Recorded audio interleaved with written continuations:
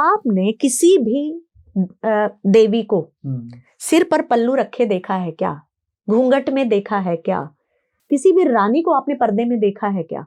तो कई बार लोग कहते हैं कि भाई विमेन एम्पावरमेंट के लिए हम काम कर रहे हैं, तो मुझे लगता है कि ये कहना ही गलत है कि हम विमेन एम्पावरमेंट के लिए क्या काम कर रहे हैं। वो तो ऑलरेडी एम्पावर्ड है। मिडिवल पीरियड रहा, जी। उस पीरियड में अलग अलग कारणों से जो पर्दा आया, क्योंकि भारत की संस्कृति में तो पर्दा था नहीं। हमारे यहाँ महिलाएं वैदिक युग से भी आगे थी।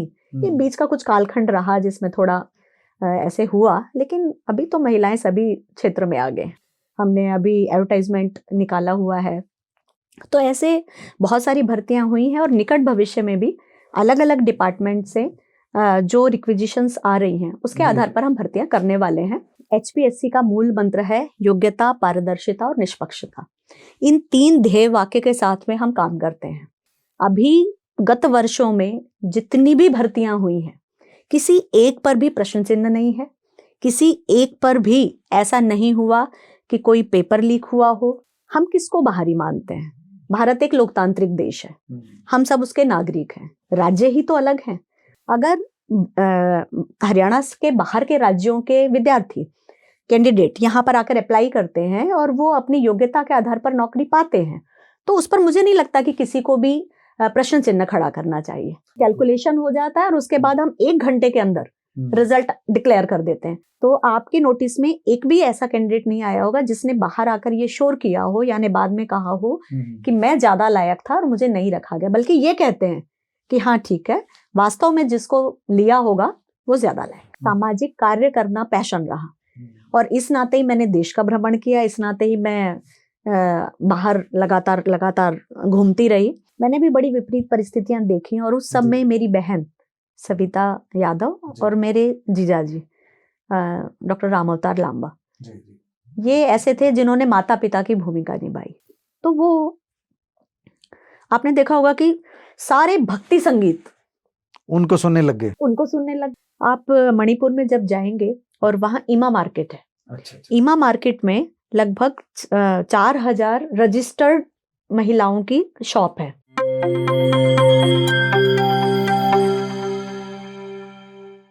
एनजेपी इंडिया इस बार रविवार विशेष के अपने प्रेरक सफर एंड इंस्पायरिंग स्टोरी कार्यक्रम में लेकर आया है एक खास स्टोरी और साक्षात्कार एक साथ। प्रेरक suffer and inspiring story series की है 36वीं कड़ी है। आज हम आपको एक ऐसी शख्सियत से रूबरू करवा रहे हैं जो एक साधारण परिवार से निकलकर HPSC की सदस्य बनती है। HPSC यानी हरियाणा लोक सेवा आयोग। हमारी स्टोरी की नायक है ममता यादव।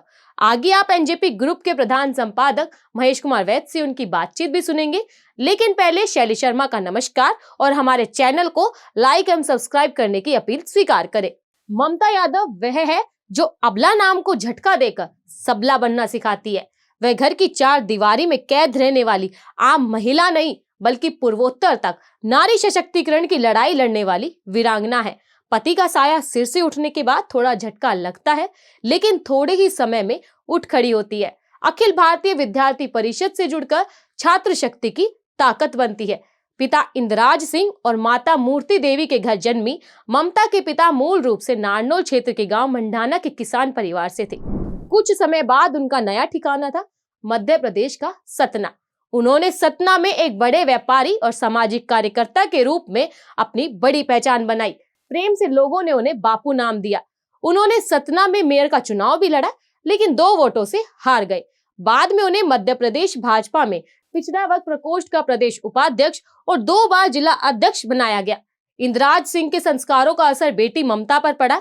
यही वजह रही कि ममता 10वीं कक्षा में पढ़ते हुए ही ABVP से जुड़ गई।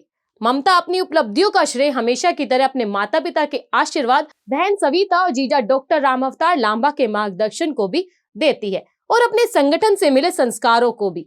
ABVP की महिला विंग की राष्ट्रीय संयोजिका, राष्ट्रीय उपाध्यक्ष और अखिल भारतीय छात्र कार्य प्रमुख जैसे पदों पर रह चुकी ममता यादव समाज शास्त्र और हिंदी में MA BEd है। HPSC में जाने से पहले वह रेवाड़ी जिले के विभिन्न स्कूलों में समाज शास्त्र विषय की प्राध्यापिका रही। छात्र शक्ति के लिए इन्होंने नेपाल प्रवास भी किया। छात्रों में नेतृत्व क्षमता विकसित करने के लिए दिल्ली में नेशनल गर्ल्स यूथ पार्लियामेंट आयोजित की। राष्ट्रीय स्तर की गर्ल्स लीडरशिप वर्कशॉप का आयोजन भी किया। मिशन साहसी नामक चर्चित अभियान भी चलाया। आत्मरक्षा के प्रशिक्षण हेतु चलाए इस मिशन साहसी प्रकल्प के माध्यम से लगभग 12 लाख छात्राओं को संगठन की शक्ति से आत्मरक्षा में निपुण बनाया। भारतीय स्त्री जैसे विमर्श आयोजित किए, सैकड़ों सेमिनार और व्याख्यान आयोजित किए। मुख्यमंत्री मनोहर लाल ने एक बार उन्हें रेवाड़ी की यादव सभा के मंच से सम्मानित भी किया था। बीते वर्ष 15 मार्च 2023 को इन्हें दिल्ली के अंबेडकर ऑडिटोरियम के कमला पावर वुमेन अचीवर अवार्ड से भी सम्मानित किया गया। ममता हरियाणा यूथ पॉलिटिक्स की ड्राफ्ट कमेटी की सदस्य और एमडीयू रोहतक में गवर्नर नॉमिनी कोर्ट मेंबर भी रह चुकी है। आप ममता की कहानी सुनकर समझ चुकी होंगी कि आज वे जिस मुकाम तक पहुंची है वह उनके संघर्ष और चिंतन के आगे फीका है। वह हजारों बेटियों के लिए नारी सशक्तिकरण की प्रतीक है। आइए अब उनका साक्षात्कार सुनते हैं। प्यारे दोस्तों, सादर नमस्कार। मैं हूं महेश कुमार वैद। साक्षात्कार की कड़ी में आज हमारे साथ मौजूद हैं एचपीएससी की member Mamta Yadav, Haryana public service commission, Haryana लोक सेवा आयोग। ममता जी, आपका हमारे स्टूडियो में स्वागत है। एनजेपी को आपने समय दिया, बहुत बहुत धन्यवाद आपका। और एक खास बात मैं आपसे शेयर कर रहा हूँ। आज 26 जनवरी है। आज के ही दिन 1 साल पहले जहां आप बैठे हैं, इस कार्यालय का उद्घाटन हुआ था। एनजेपी कार्यालय का 1 साल पहले उद्घाटन हुआ था। आपको बहुत बहुत शुभकामनाएं गणतंत्र दिवस की भी और एनजेपी कार्यालय के 1 वर्ष। इस स्टूडियो में शुरुआत हुई थी। पहला साक्षात्कार योगेंद्र यादव, स्वराज इंडिया के अध्यक्ष हैं, उनका हुआ था। और उसके बाद में साक्षात्कार का सिलसिला चलता आ रहा है। भूपेंद्र सिंह हुड्डा भी आए, दूसरे कई नेता आए। तो आज आपसे इस बारे में बात करते हैं। सबसे पहले तो आप हमारे दर्शकों को ये बताइए कि एचपीएससी किस तरह की किन किन परीक्षाओं का आयोजन करती आ रही है। इस समय क्या क्या दायित्व है एचपीएससी के पास? हरियाणा लोक सेवा आयोग मुख्यतः क्लास 1 और क्लास 2 ऑफिसर्स की भर्ती करती है। तो उनके लिए हमने 3 लेयर ऐसे बनाई है।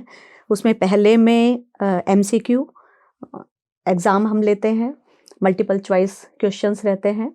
दूसरी उसमें जो सिलेक्टेड कैंडिडेट हैं उनको हम बुलाते हैं सब्जेक्ट नॉलेज टेस्ट में, और उसमें जो क्वालिफाई करते हैं उनको हम बुलाते हैं इंटरव्यू के लिए। तो ये एकदम ऐसी 3 लेयर में जैसे सिविल सर्विसेज में होता है, सेम उसी तरह हम मात्र एचसीएस में ही नहीं बल्कि सभी क्लास 1 क्लास 2 जो भर्तियां एचपीएससी करती है उसमें सब में हम इसको पालन करते हैं। अभी आपकी जो टीम है, आयोग की जो टीम है, उसमें चेयरमैन सहित कुल कितने मेंबर हैं और कितने पदों पर नियुक्ति है इस समय और कितने पद रिक्त हैं? जो है ऐसा है कि अभी हमारे जो चेयरमैन हैं वो श्री आलोक वर्मा जी हैं। जी। और उसके अलावा 5 मेंबर ही हो सकते हैं और हम 5 मेंबर उसमें इस समय आयोग पूरा है। जो आयोग पूरा है। जी। तो और जहाँ तक भर्तियों की बात है तो हमें डिपार्टमेंट रिक्विजिशन भेजते हैं और जैसे जैसे वो डिमांड करते जाते हैं वैसे वैसे हम भर्तियां करते चलते हैं। जैसे कुछ दिन पहले हमने काफ़ी बड़ी संख्या में हमने पीजीटी की भर्तियां की, उसके बाद हमने एडीए की भर्तियां की, हमने एचसीएस की भर्तियां की। अभी हमने फिर से एचसीएस की और नई पोस्ट हैं उनके लिए भी हमने अभी एडवर्टाइजमेंट निकाला हुआ है। तो ऐसे बहुत सारी भर्तियां हुई हैं और निकट भविष्य में भी अलग अलग डिपार्टमेंट से जो रिक्विजिशंस आ रही हैं उसके आधार पर हम भर्तियां करने वाले हैं। मैं एक बात जानना चाह रहा हूँ कि आपका संवैधानिक पद है, मैं आपको असहज करने के लिए नहीं पूछ रहा हूँ, लेकिन कोई भी सरकार हो और विपक्ष हो, वो अपने अपना काम करते रहते हैं। सरकार निरंतर दावा करती है कि बिना पर्ची बिना खर्ची का जो है पारदर्शिता से भर्ती हो रही है, और विपक्ष प्रमुख रूप से कांग्रेस के जो पूर्व मुख्यमंत्री भूपेंद्र सिंह हुड्डा वो आरोप लगाते रहे कि एचपीएससी में आप कहाँ भर्ती बिना खर्ची पर्ची की बात करते हो। एचपीएससी की जो भर्ती है उन पर सवाल उठाते हैं, उंगली उठाते हैं। आप क्या कहेंगे, कितनी पारदर्शिता सुनिश्चित हो पाई है? जो है देखिए महेश जी, एचपीएससी का मूल मंत्र है योग्यता, पारदर्शिता और निष्पक्षता। इन 3 ध्येय वाक्य के साथ में हम काम करते हैं।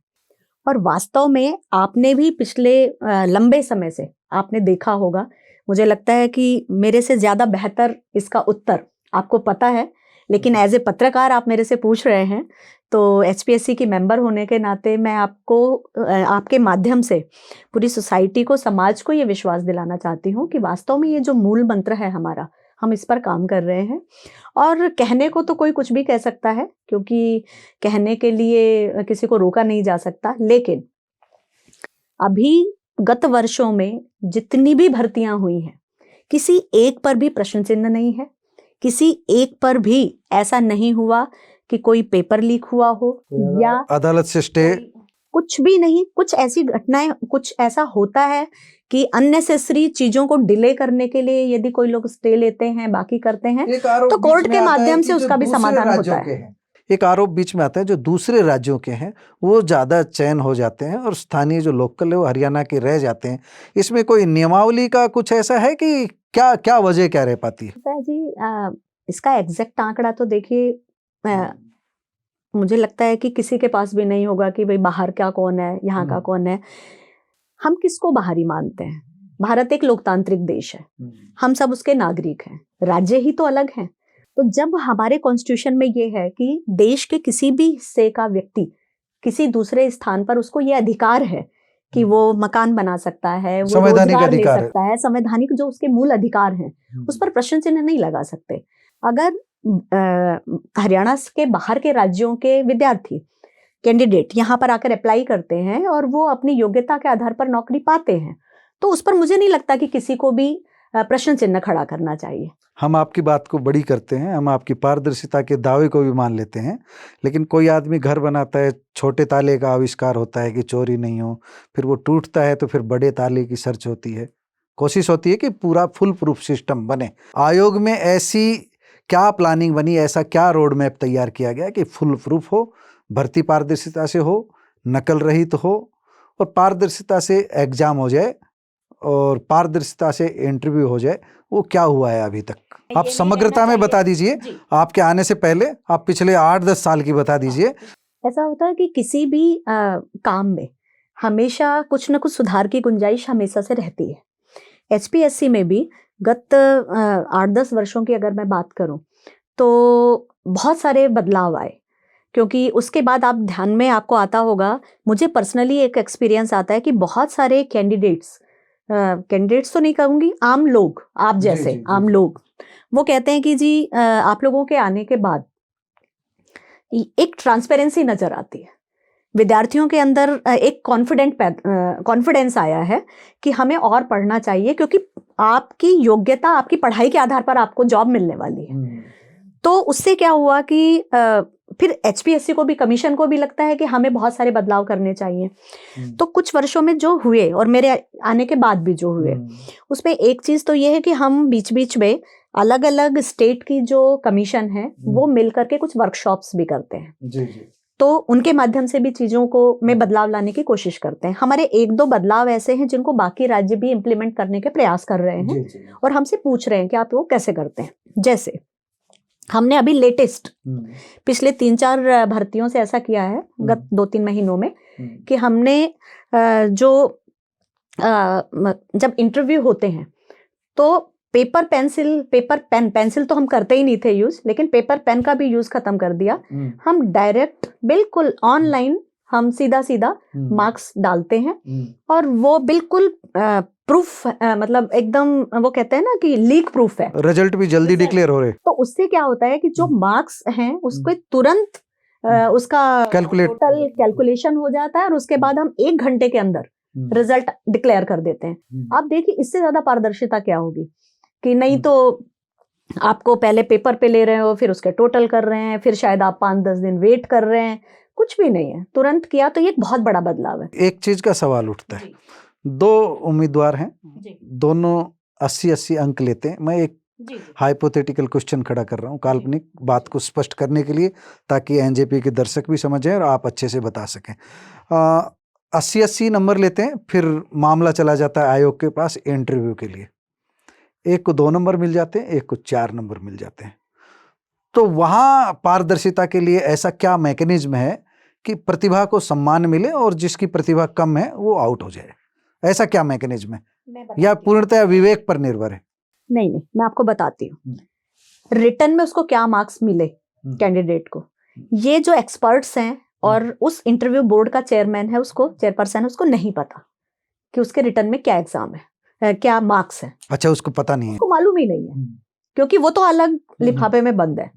तो सपोज मैं बैठी हूँ बोर्ड में और मेरे साथ 4 इसमें एक अच्छी बात और है कि 4 एक्सपर्ट, हम तो यही समझना चाह रहे हैं। हाँ 4 एक्सपर्ट और 1 मेंबर, 5 लोग उसमें होते हैं, पांचों को मार्क्स लगाने हैं। तो एक पार्शल हो सकता है, दूसरा हो सकता है, तीसरा हो सकता है, 5 के 5 कभी भी नहीं हो सकते। यहाँ मैं दूसरा कहती हूँ कि एक भी पार्शल नहीं होता। एक भी पार्सल नहीं होता। जो तो क्या होता है कि जब कैंडिडेट आया तो उससे जो इंटरव्यू क्यों किया जाता है, आपके ओवरऑल आपका विजन क्या है, व्यक्तित्व को आपका विजन क्या है, जिस पोस्ट पर आप काम करने वाले हो उस पर आपकी सोच क्या है, आप बेटरमेंट के लिए स्टेट के और बाकी चीजों के लिए उस डिपार्टमेंट के लिए आप क्या करेंगे, ऐसे तमाम तरह के क्वेश्चंस उसमें किए जाते हैं। क्योंकि रिटर्न तो आप करके आ गए, और भी बहुत कुछ होता है। तो उसके आधार पर ये जज किया जाता है कि किसको कम मिलने हैं और किसको ज्यादा मिलने हैं। दूसरा, आप एक बात और देखिएगा कि ये चीजें कभी भी डिस्क्लोज नहीं की जाती, लेकिन मैं, क्योंकि लोगों को ये पता होना चाहिए, इसलिए मैं बता रही हूँ कि 5 एक्सपर्ट्स के जो मार्क्स लगते हैं, कभी भी ऐसा नहीं होता कि एक यहाँ आ गया और दूसरा वहां चला गया। सभी लगभग बराबर से आते हैं। बराबर से आते हैं। क्यों? तो क्योंकि किसी को भी किसी के लिए फेवरेटिज्म इशू नहीं है। तो ये आप इससे मान सकते हैं। और कभी भी एक भी कैंडिडेट आपको, अभी क्योंकि आप तो पत्रकार हैं, इतना बड़ा चैनल चलाते हैं, तो आपके नोटिस में एक भी ऐसा कैंडिडेट नहीं आया होगा जिसने बाहर आकर ये शोर किया हो या ने बाद में कहा हो कि मैं ज्यादा लायक था और मुझे नहीं रखा गया, बल्कि ये कहते हैं कि हाँ ठीक है, वास्तव में जिसको लिया होगा वो ज्यादा लायक। अच्छा, अब थोड़े से व्यक्तिगत सवाल है। रेवाड़ी की बेटी ममता यादव पहले भाषण देती थी, स्कूल में समाज शास्त्र पढ़ाती थी, एकदम HPSC के मेंबर बनती है। दिनचर्या में क्या बदलाव आया है? एक संवैधानिक पद पर चली गई हैं, पहले खुला मंच था, क्या महसूस करते हैं? क्या छिन गया, क्या पाया? ऐसा है कि कभी भी हम कोई भी जो काम करते हैं उसमें बहुत कुछ सीखने के अवसर होते हैं। तो छिन गया ऐसा तो नहीं कह सकते, लेकिन एक तो ये है कि एकेडमिक्स एक अलग फील्ड था, लेकिन शायद उस एकेडमिक्स में रहने के कारण ये लाभ मिला कि आपको पता होता है कि कैंडिडेट और जो काम आप कर रहे हैं उसमें आप बेटर क्या कर सकते हैं, क्योंकि आपने समस्याएं देखी हैं। एज ए सोशल वर्कर भी जो मैंने काम किया उसमें देश भर में जो मैंने भ्रमण किया और यूनिवर्सिटीज़ में और बाकी जगह पर जो स्टूडेंट्स के साथ में मेलजोल रहा, तो इंटरेक्शन जो रहा, तो उनकी जो बेसिक नीड्स हैं, उनकी जो बेसिक प्रॉब्लम्स हैं वो ध्यान में आती हैं। तो उसके कारण से इस फील्ड में जाने के बाद आप उनके समाधान के लिए क्या कर सकते हैं वो मैं ज़्यादा अच्छा कर पा रही हूँ। लेकिन हाँ, ये है एक थोड़ा सा जो आपने कहा खुला मंच, कि किसी भी प्रोग्राम में जाना, अपने व्यू शेयर करना, राजनीतिक विचारधारा शेयर करना, ये सब वो अब नहीं हो पाता उतना। वो नहीं होता। राजनीतिक विचारधारा तो पहले भी नहीं शेयर करती थी, लेकिन सामाजिक मुद्दों पर जो मुखर होना तो अभी भी जितना जरूरी है वो जरूर करते हैं। ये जो सामाजिक मुद्दों का, तो अभी जो नारी सशक्तिकरण पे आप पहले काम करते रहे थे, जब हम देखें आपको तो समाज विज्ञान को नज़दीक से देखा समझा है, पढ़ा है, तो अभी आप आयोग में हैं, महिलाएं कितनी आगे आ रही हैं? देखिए, अगर मैं आपको कहूँ महेश जी, तो एक पहली बात से आपको ध्यान में आएगा कि अभी जो हमारा कमीशन है वो एक तरह से 50-50 पे है। लोग 33% रिजर्वेशन की बात करते हैं, तो हम तो आयोग में 5 मेंबर और एक चेयरमैन है, तो उसमें 3 मेल है 3 फीमेल है, 50-50 कर दिया है। तो वहीं से आप मान सकते हैं। और दूसरा, किसी भी फील्ड में आप देखिएगा, बोर्ड के रिजल्ट आएंगे तो लड़कियां, मैं हमेशा से मैं इस बात के पक्षधर हूं कि स्त्री और पुरुष एक रथ के 2 पहिए हैं और दोनों मजबूत चाहिए। और अगर किसी पुरुष की कामयाबी के पीछे एक महिला मानी जाती है तो किसी महिला की कामयाबी के पीछे पुरुष होता है, चाहे पिता हो, पति हो, पुत्र हो, जो भी हो।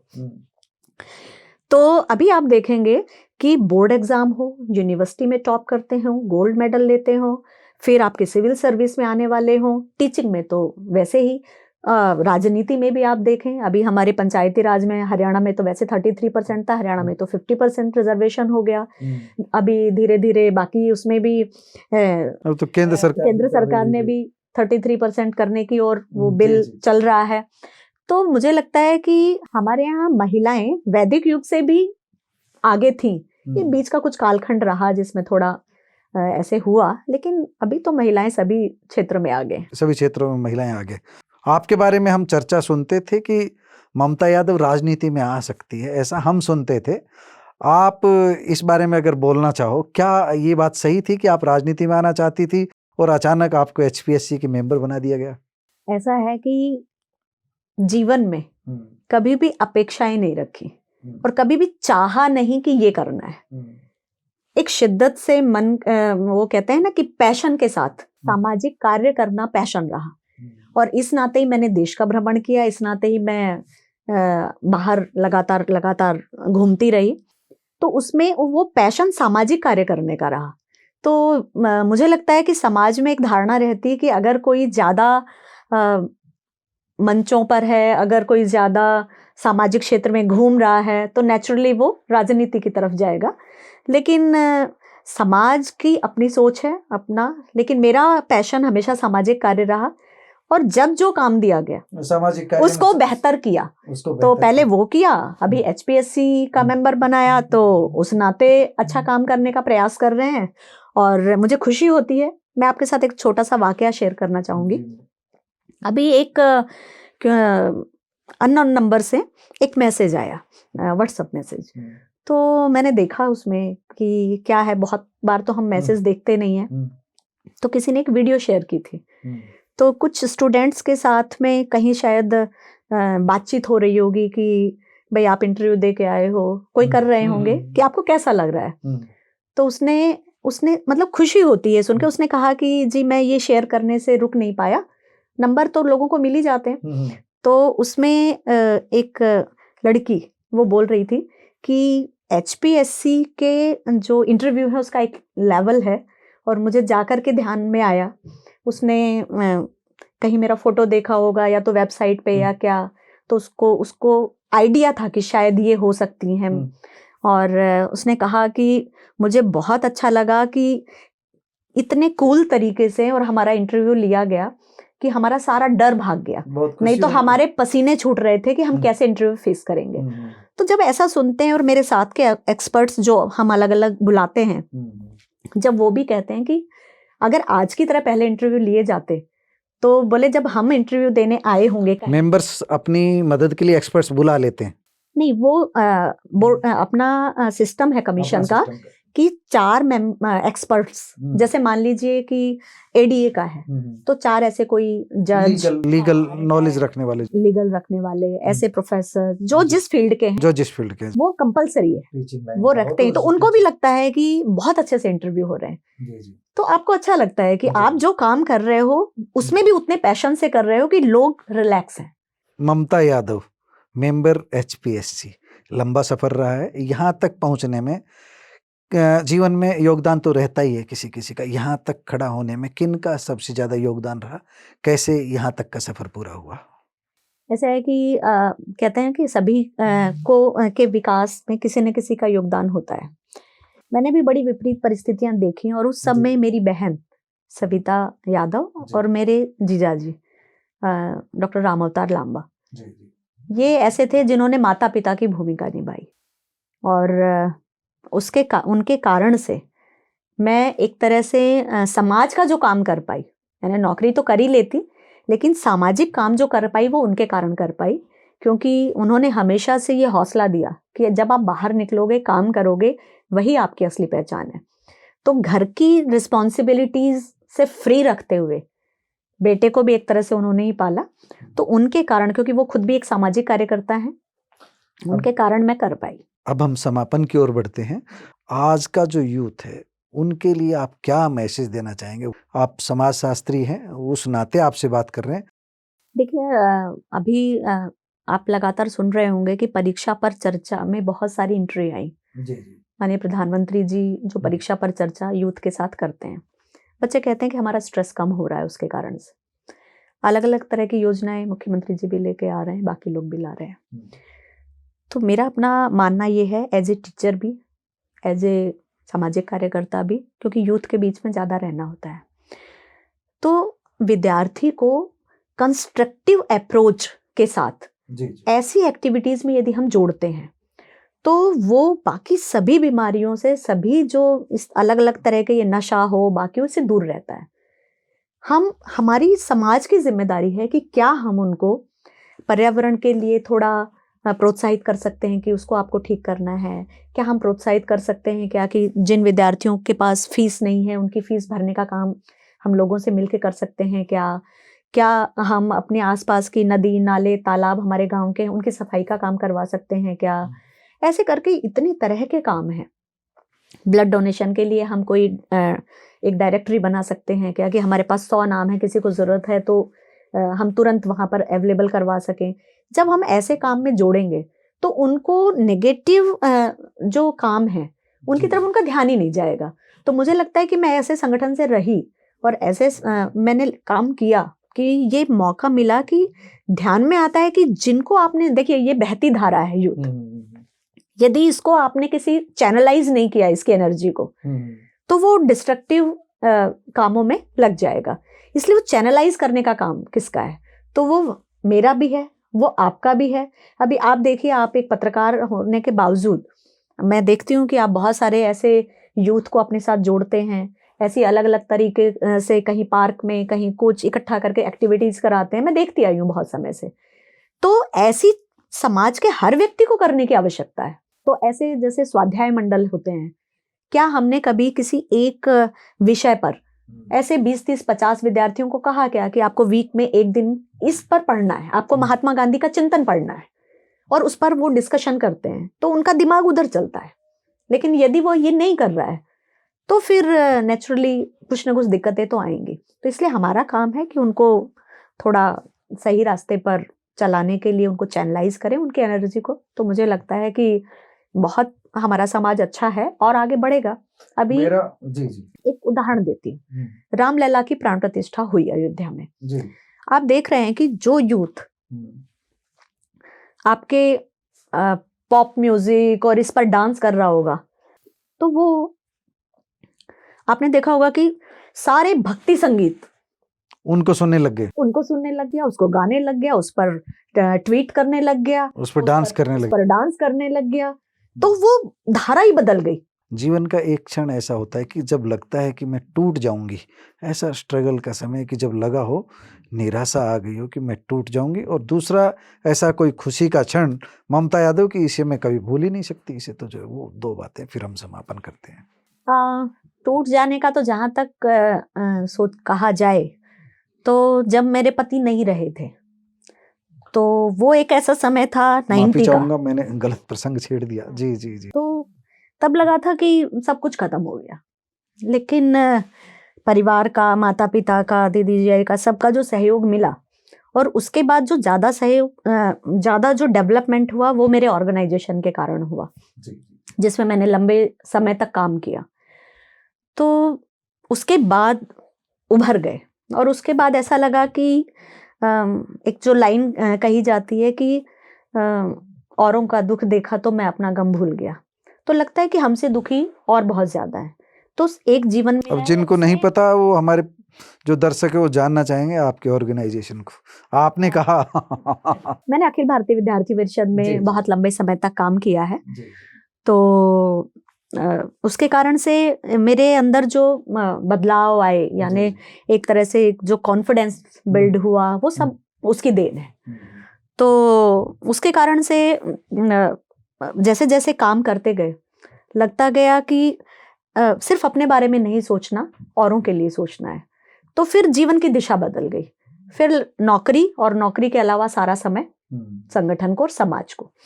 और अब उसके बाद अगर आप खुशी का कहेंगे तो कोई एक क्षण तो नहीं कह सकते कि खुशी का वो हर पल होता है जब लगता है कि मेरे प्रयास से, हमारे प्रयास से किसी के जीवन में थोड़ी सी भी रोशनी आई, वो हर पल खुशी का होता है। ममता जी, आप अखिल भारतीय विद्यार्थी परिषद से जब जुड़ी रही तो पूर्वोत्तर का आपने काफी दौरा किया है।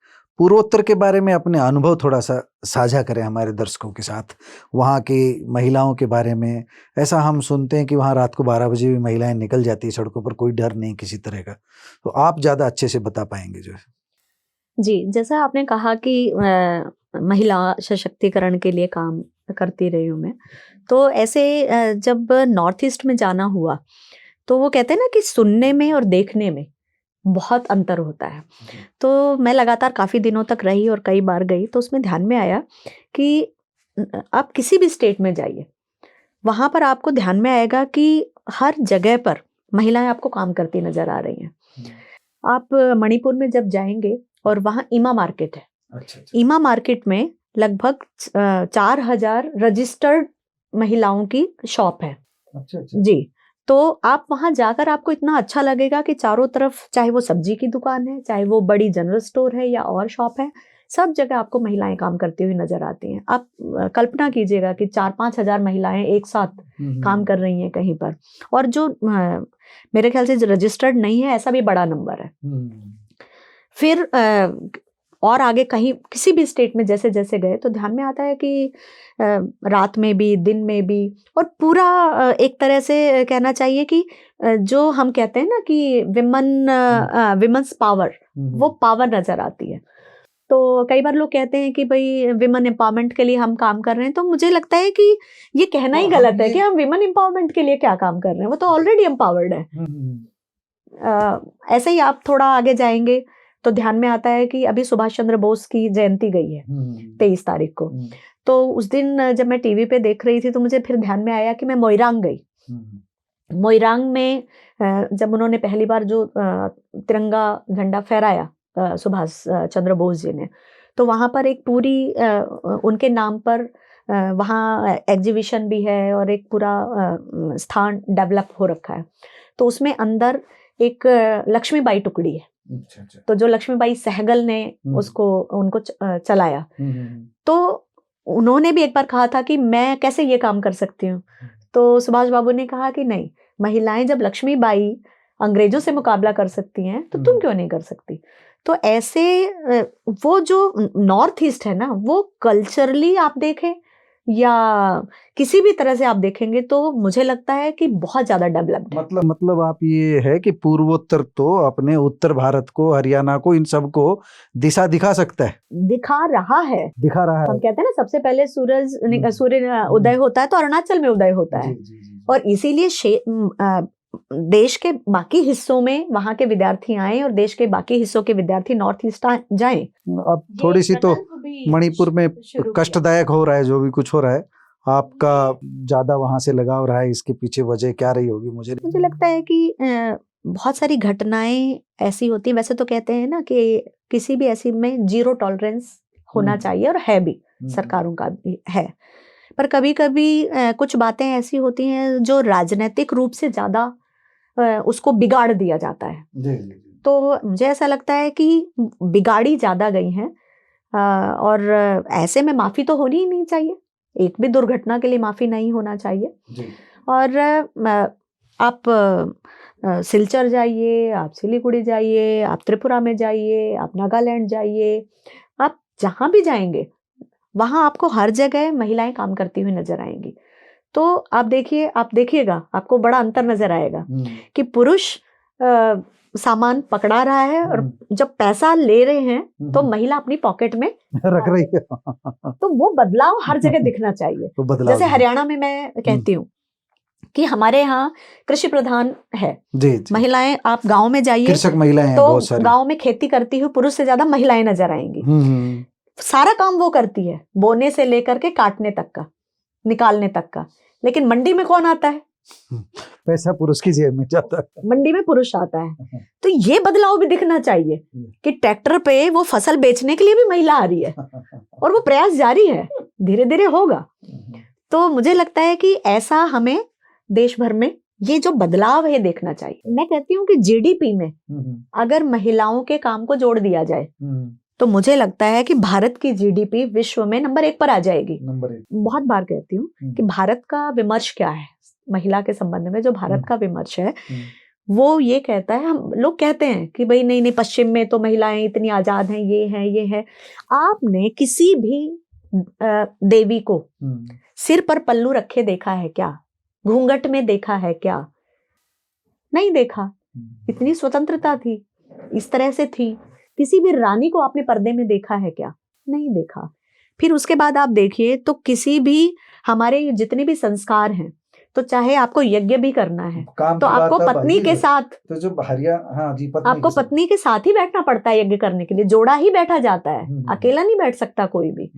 तो हर चीज में आपको स्त्री को आगे हमारे देश में रखा गया है। तो ये एक अलग तरह का नैरेटिव चल गया। लेकिन हरियाणा में घूंघट प्रथा तो अभी मेरे ख्याल से बहुत ही ज्यादा है। कम तो हुई है, युवा पीढ़ी अब बदलाव की ओर बढ़ रही है। मुझे लगता लेकिन- है कि ये जो मिडिवल पीरियड रहा, जी जी। उस पीरियड में अलग अलग कारणों से जो पर्दा आया, क्योंकि भारत की संस्कृति में तो पर्दा था नहीं, क्योंकि जी। मैंने आपको वैदिक समय का उदाहरण दिया, तो वो उस समय आया। और हमारी तरफ क्योंकि आक्रमण ज्यादा हुए, इसलिए यहाँ पर ज्यादा रहा। लेकिन अभी आप देखेंगे तो बदलाव तो आ चुका है। मुझे नजर कम आती हैं जो घूंघट में महिलाएं हो। लाइटर नोट में कहा जाए तो शादी में लड़की बिना घूंघटी होती है, सभी लोग आते हैं, आशीर्वाद देते हैं। हाँ, सभी दे रहे हैं। और उसके बाद अगर उसको ये कहा जाए कि आपको घूंघट रखना है, तो ये तो एकदम बेतुकी बात है ना। आप देखिए, एक अंतर ध्यान में आता है कि जब शुरू में महिला सरपंच बनने लगी थी या ब्लॉक समिति के मेंबर बनने लगी थी 33% रिजर्वेशन के बाद, तो क्या कहा जाता था कि वो रबर स्टैंप है।